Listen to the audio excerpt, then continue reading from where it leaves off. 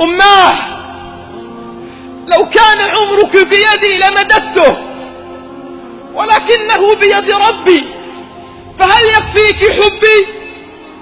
الأم هي الحب الثابت الذي لا يتغير. كل من حولك يتغير إلا أمك، كل من حولك يهجرونك إلا أمك، كل من حولك في المحنة يتركوك إلا أمك. أمك التي لا يشبهها في الوجود أحد، أمك التي خلقت مرة ولا تعاد، أمك التي خلقت مرة ولا تعاد. كم سهرت لترتاح، وكم تعبت لأجل أن تنام وترتاح. أفلا تذكر يوم كنت تنام بلا غطاء فتستيقظ على غطاء؟ أولا تذكر يوم أن كنت تستيقظ في الصباح فتجد الطعام بجوارك؟ من كان يجهزه؟ قل لي بربك من كان يجهزه؟ أوما تذكر يوم أن كنت طفلا في المدرسة تيقظك في الصباح قد استيقظت منذ الفجر حتى لا يفوتها النوم حتى تيقظك، ثم تلبسك الملابس، ثم تغادر فلا تتركك،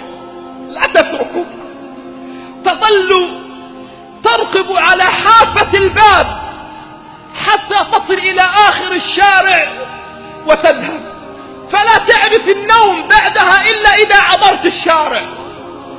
أنسيت هذا كله؟ أنسيت هذا كله؟ أماه، خذي من صحتي ولا تمرضي، خذي من راحتي ولا تتعبي، خذي من بسمتي ولا تبكي، خذي من فرحتي ولا تحزني. الأم أيها الكرام التي وصى عليها رب السماوات والأراضين. ماذا يفعل الشباب اليوم بأمهاتهم؟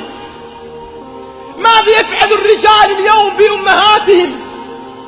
بل بعض الشباب لا يرى أمه إلا في المناسبات، يضع رأسه ووجهه إما في التلفاز وإما في هاتفه.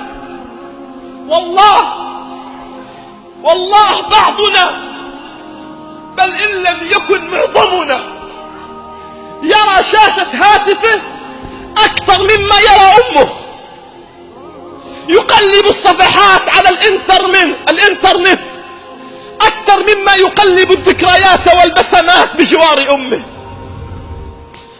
بل بعضنا ينظر إلى الناس وإلى الأصدقاء وإلى الأصحاب، يتصل في وجوه الناس وزملاء العمل ولا يعرف أمه إلا إذا عاد إلى البيت يرد عليه السلام، ثم بعد ذلك لا يكلمها.